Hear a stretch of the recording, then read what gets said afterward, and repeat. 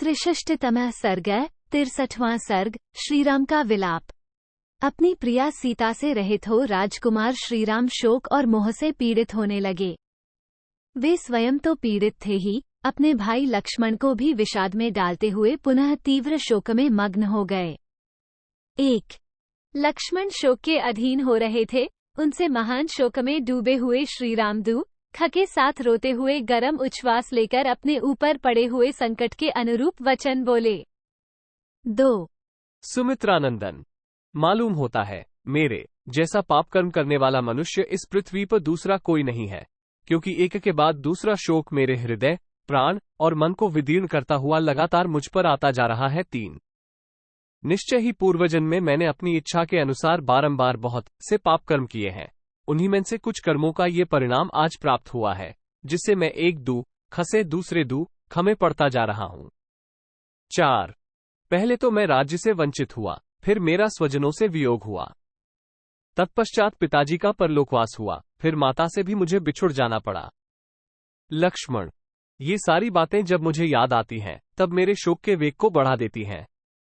5 Lakshman, one में आकर क्लेश का अनुभव करके भी यह सारा दुख सीता के समीप रहने से मेरे शरीर में ही शांत हो गया था, परंतु सीता के वियोग से वह फिर उद्दीप्त हो उठा है, जैसे सूखे काठ का संयोग पाकर आग सहसा प्रज्वलित हो उठती है। 6 हाय, मेरी श्रेष्ठ स्वभाव वाली भीरू पत्नी को अवश्य ही राक्षस ने आकाशमार्ग से हर लिया।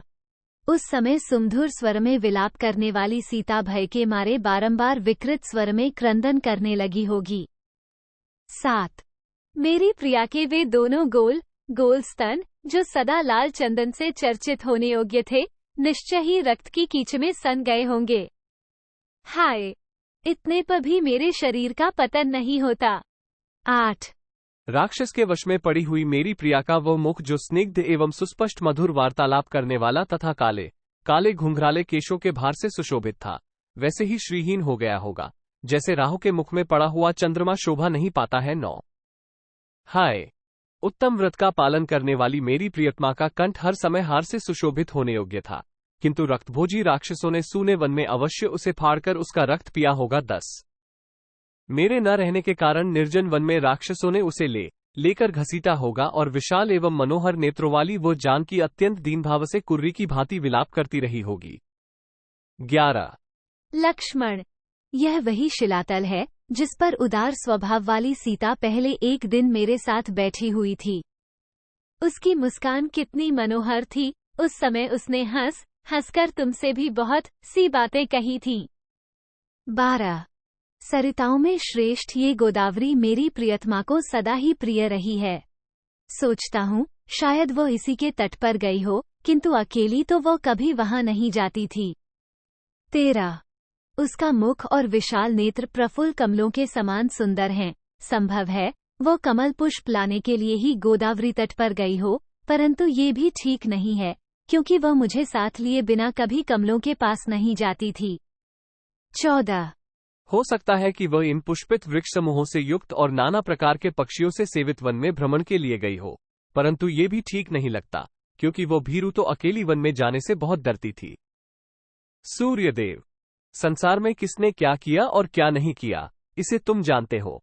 लोगों के सत्य असत्य, पुण्य और पाप कर्मों के तुम ही साक्षी हो। मेरी प्रिया सीता कहाँ गई अथवा उसे किसने हर लिया, ये सब मुझे बताओ, क्योंकि मैं उसके शोक से पीड़ित हूं। 16 वायुदेव, समस्त विश्व में ऐसी कोई बात नहीं है जो तुम्हें सदा ज्ञात न रहती हो। मेरी कुलपालिका सीता कहाँ है, ये बता दो।